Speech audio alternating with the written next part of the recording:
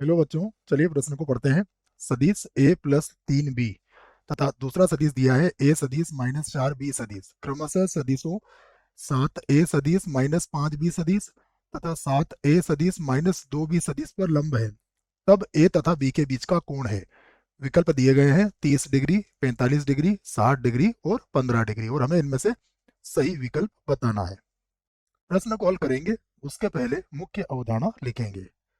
तो मुख्य अवधारणा में हम प्रश्न को किस प्रकार से हल किया जाएगा इस बात पे चर्चा करेंगे, और उसके लिए आवश्यक सूत्रों को भी यहाँ पर लिखेंगे।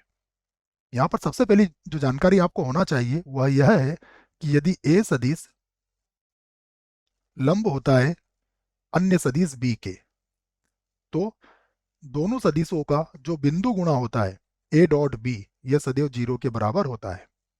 उसके बाद यदि हमें ए डॉट बी ज्ञात करना है तो इसके लिए सूत्र होगा ए का परिमाण बी का परिमाण कॉस थीटा, और थीटा ए और बी के मध्य कोण होगा। यदि कॉस थीटा या फिर हमें थीटा का मान ज्ञात करना है तो भी हम यहाँ से कॉस थीटा का मान निकाल के ए का परिमाण और बी के परिमाण को बटे में लाके हल कर सकते हैं। अब जो प्रश्न में हमें दिया गया है उसकी बातों को हम समझते हैं। सबसे पहले हमें क्या कहा गया है, इसे लिखते हैं। हमें कहा गया है ए सदिश प्लस 3b सदिश। ये सदिश किसके लंबवत है? ये सदिश लंब है 7a सदिश माइनस का 5b सदिश के, यही कहा गया है। देखिए, ये जो पहला सदिश है ये इस पहले सदिश के लंबवत है, तो a plus 3b 7a minus 5b। तब क्या होगा?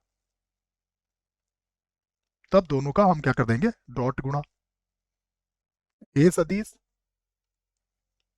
3b सदिश और डॉट हो जाएगा 7a सदिश माइनस का 5b सदिश, और बराबर होगा ये 0 के।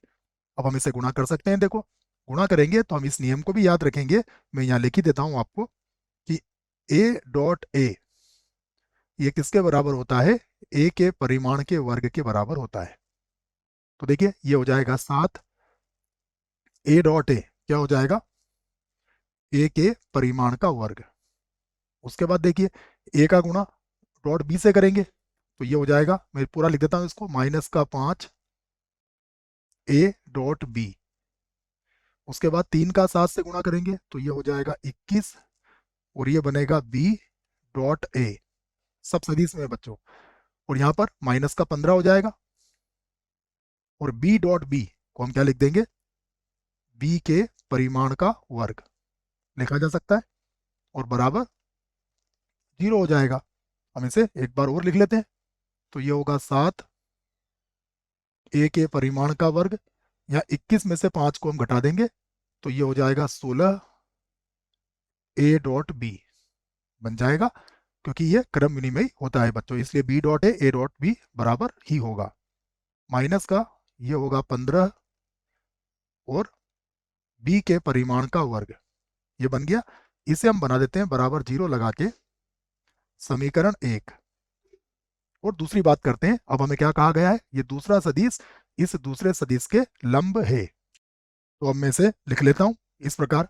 सबसे पहले लिखूंगा a माइनस 4b, यहाँ लिख लेते हैं a सदिश माइनस का 4 b सदिश, और ये लंबवत है किसके, देख लेते हैं। ये लंबवत है 7a माइनस 2b, अर्थात 7a सदिश और माइनस का 2b सदिश, ये इसके लंबवत है। तब क्या होगा? तब इनका भी बिंदु गुणा किसके बराबर होगा? 0 के बराबर होगा। लिख देता हूं मैं, a सदिश माइनस का 4b सदिश, वो डॉट लगा देंगे, ये होगा 7a सदिश माइनस का 2b सदिश, और ये बराबर लगा दिया हमने 0। गुणा कर लेंगे। देखो बच्चों, a dot a mod a का वर्ग होगा या a के परिमाण का वर्ग होगा, तो ये हो जाएगा 7a सदिश के परिमाण का वर्ग। यहाँ पर देखेंगे हम तो माइनस का 7 का बड़ा 4 बार बोलिए तो ये हो जाएगा 28, और ये बन जाएगा b डॉट a सदिश। ठीक है, उसके बाद फिर a से गुणा करेंगे तो ये हो जाएगा माइनस का 2a डॉट b सदिश। यहाँ पर माइनस माइनस प्लस हो जाएगा तो ये 8 हो जाएगा, और इसे लिख देंगे हम बी डॉट बी या फिर बी के परिमाण का वर्ग बराबर। अब हम इसे लिख सकते हैं 7 ए के परिमाण का वर्ग, 28 और 2 हो जाएगा 30, तो माइनस का 30, और इसे ए डॉट बी लिख सकते हैं क्योंकि ये क्रम विनिमय होता है, प्लस हो जाएगा 8 और बी के मापांक का या परिमाण का वर्ग बराबर 0। इसे बना दी मैंने समीकरण 2। अब मैं समीकरण 1 में से 2 को घटा सकता हूँ, जिससे कि जो ए के परिमाण का वर्ग है वो विलुप्त हो जाएगा। तो यहाँ लिख देता हूँ मैं समीकरण 1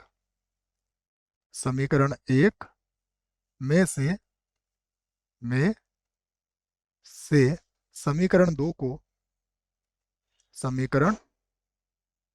को घटाने पर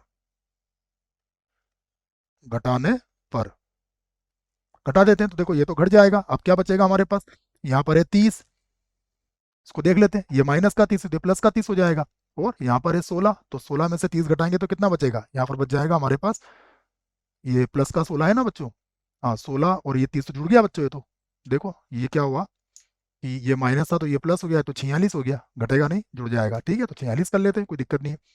ये हो गया 46 और ए डॉट बी बन जाएगा।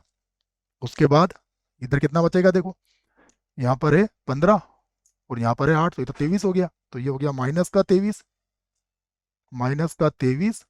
और यहाँ पर आ जाएगा बी के परिमाण का वर्ग बराबर कितना हुआ, बराबर हो गया ये 0। यहाँ से आप चाहें तो ए डॉट बी का मान ज्ञात कर सकते हैं। ए डॉट बी का मान देखिए कितना होगा, इधर मैं इसको बराबर के इधर लाऊंगा और 46 को बटे में लाऊंगा, तो ये बन जाएगा 1/2, 1/2, 23 से कट जाएगा ना 46 दो बार, और बी के परिमाण का वर्ग। हम इसे समीकरण 3 बना सकते हैं। अब ये जो समीकरण नंबर 3 वाला मान है, इसको मैं समीकरण नंबर 1 में रख सकता हूँ, ए डॉट बी का मान। यही काम मैं यहाँ पर करूंगा, मैं लिख देता हूँ समीकरण 1 से, और या फिर समीकरण 1 व 3 से। समीकरण 1 व 3 से देखिए समीकरण नंबर 1 किसके बराबर थी, समीकरण नंबर 1 बराबर थी हमारी 7, पूरा देख लेते हैं बच्चों एक बार, 7 और ए के परिमाण का वर्ग, 7 ए के परिमाण का वर्ग। उसके बाद क्या थी, उसके बाद है 16 ए डॉट बी, तो प्लस के 16 तो वैसे लिख दूंगा मैं, प्लस के 16 ए डॉट बी का मान किसके बराबर आया, ये बराबर आया बी का परिमाण, एक बार और लिख लेते हैं इसको, ये समीकरण नंबर 3 में हमने ज्ञात किया हुआ है, वहीं से रख रहा हूं मैं, ये है बी के परिमाण का वर्ग और बटा कितना है ये 2। उसके बाद क्या है समीकरण में देखिएगा, इधर इधर है -15, तो यहाँ लिख लेते हैं -15 और बी के परिमाण का वर्ग बराबर 0 है। हल कर लेते हैं, तो ये होगा 7 ए के परिमाण का वर्ग, ये 2 से कट जाएगा 8 बार, 8 में से 15 गया तो माइनस का 7 बचेगा, तो ये हो जाएगा 7 और बी के परिमाण का वर्ग बराबर 0। 7 से 7 कट जाएगा, तो ये तो हमारा मापांक या फिर ए का परिमाण किसके बराबर आ गया बच्चों, प्लस माइनस की आवश्यकता ही नहीं, क्योंकि पहले से इसमें मापांक लगा हुआ है, तो ये तो दोनों बराबर आ गए। इसका अर्थ हुआ कि इसे हम बना सकते हैं समीकरण नंबर 4। ठीक है, अब यहाँ से हमने समीकरण नंबर 4 बना लिए। अब हमें मान जो ज्ञात करना है उसकी बात करते हैं, तो मैं लिख लेता हूँ अब, या फिर मान सकता हूँ कि यदि, या फिर मान ही लेते हैं बच्चों, माना ए सदिश तथा बी सदिश के के मध्य कोण कितना मान लिया हमने, थीटा है, ये हमने मान लिया। देख लेते हैं, पहले तो नहीं माना है, पहले नहीं माना है बच्चों, क्योंकि हमें ए और बी के मध्य का कोण ज्ञात करना है। अब हम जानते हैं कि ए डॉट बी किसके बराबर होता है, ए का परिमाण, बी का परिमाण, और हमने कोण क्या माना है, थीटा, तो ये बन जाएगा cos थीटा। अब ए डॉट बी किसके बराबर है, देखिए ये बराबर है बी के परिमाण का वर्ग बटा 2 के। उसके बाद अगर ध्यान से देखें तो समीकरण नंबर 4 से ये दोनों भी बराबर है, तो यहाँ पर भी क्या हो जाएगा, ये बी के परिमाण का वर्ग cos थीटा हो जाएगा। दोनों को काट दीजिए, तो cos थीटा बराबर कितना आया, 1/2। 1/2 कॉस 60 डिग्री का मान होता है, तो 60 डिग्री लिख दिया हमने। तो थीटा का मान कितना आ गया? थीटा का मान आ गया 60 डिग्री। चलते हैं विकल्प की तरफ। तो विकल्प ए तो गलत हुआ, विकल्प बी गलत है, विकल्प सी में लिखा है 60 डिग्री, अर्थात इस प्रश्न के लिए ये हमारा सही विकल्प है बच्चों, ये गलत हो जाएगा। आशा करता हूं बच्चों प्रश्न का उत्तर अच्छे से समझ में आया होगा। धन्यवाद।